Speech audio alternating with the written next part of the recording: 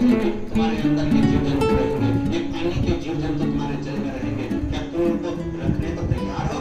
तो जल नारायण ने कहा था तुम चिंता मत करो, हम बैठे हैं, जब तक मछली मेरे जल में रहेगी, जब तक जीव जंतु मेरे जल में रहेगा, उसको मैं उड़ाने नहीं दूंगा। हाँ मेरे साथ में रहेंगे तब तक। अब आई बारी पृथ्वी की।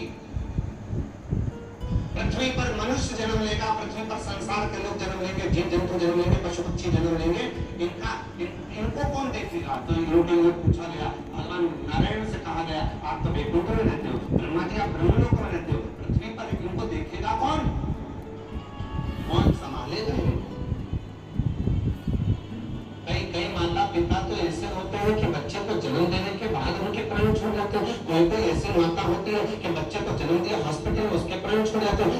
कोई पिता ऐसा होता है कि बच्चे को जन्म दिया, कहीं एक्सीडेंट आदि पे चला जाता है, अकेला रह जाता है। कोई ऐसा होता है कि कहीं घूमने गए, पूरा की पूरा परिवार चला जाता है, एक छोटा सा बच्चा गाड़ी में बच जाता है। कई आप लोगों ने अखबारों में पढ़े होंगे, कई न्यूज़ों में देखे होंगे कि छोटा सा बच्चा बच गया, बाकी सब चला गया। तो आखिर ये इनको पालेगा कौन, इनको संभालेगा कौन? पृथ्वी पर जन्म लेने वाले जीव जंतु और मनुष्य को कौन देखेगा? तो कहा किससे पूछा जाए? तो कहा शिव जी से पूछा जाए, भगवान शंकर जी से पूछा गया, आप संसार में जन्म लेने वाले मनुष्य को, संसार सागर में जन्म लेने वाले जीव जंतु को संभाल लोगे?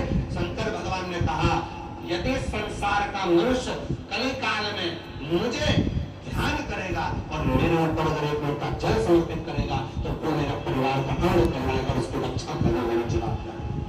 आज से भगवान नारायण ने ब्रह्मा जी ने कह दिया, तुम्हारा नाम आज से विश्व का भरण पोषण करने